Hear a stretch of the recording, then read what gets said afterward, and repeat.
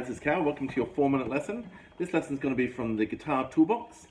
This is actually the flagship book of my whole method, and it gives you a great grounding in lead guitar and rhythm guitar in major, minor and blues. So for this lesson we're going to look at the blues scale. So in a previous video we looked at G7, C7, D7 in a 12-bar blues format.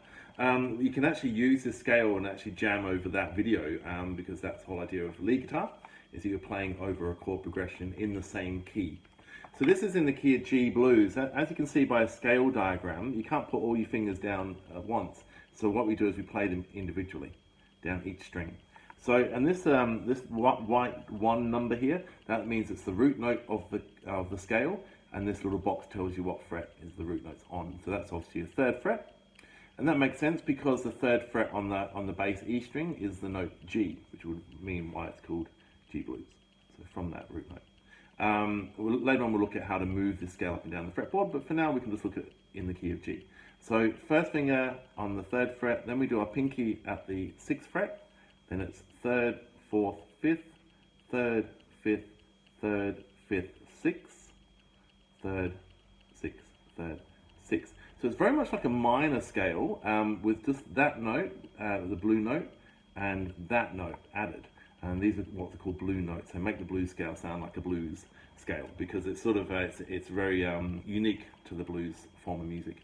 They also call it the nota del diablo, the devil's note, basically the flat 5. It makes the blues sound, that kind of odd rock and roll bluesy sort of dark sound that they have in blues, which is great, which makes it sound so good. So let's look at the blues scale in practice then. So we start with our 1st finger on the 3rd fret, then our pinky 6th fret, 1st finger 3rd fret, 2nd on the 4th fret, 3rd on the 5th fret, 1st on the 3rd, 3rd finger on the 5th fret, 1st finger on the 3rd fret, 3rd on the 5th fret, and our pinky, little blue note there, on the 6th fret, and then we basically move down, 1st finger on the 3rd fret, pinky on the 6th, 3rd and 6th. That's it, so the whole thing, 3, 6, 3, 4, 5, 3, 5, 3, 5, 6, 3, 6, 3, 6, and that's your blues scale from there. And then backwards. Okay, and then what you want to do basically with that scale is you want to go up and down as much as you can basically. I have a thing called silent practice where you can actually do something else, have a cup of tea or read a book or watch a film, and just keep doing that because it's really muscle memory on your fingers. The more you do that, the quicker you learn the scale basically.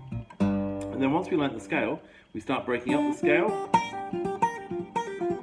and you can actually play little solos. So things like that. So like that. We also have licks in the book, so things like this, where you actually make pre-made phrases like that. So we learn them as written, just so that when you're playing a solo, you don't have to create spontaneously. Sometimes you can just rely on the lick just to kind of have just something that's already made for you, or something that's prepared earlier, basically. So what you want to try and do with this blues scale is you want to go onto YouTube, find a G blues backing track, or if you've got friends who can play chords, G7, C7, D7, play that scale with that music and you'll be amazed. It sounds absolutely stunning. So, and that Guitar Toolbox will help you out with the licks as well. So that's a 4-minute lesson. Thank you.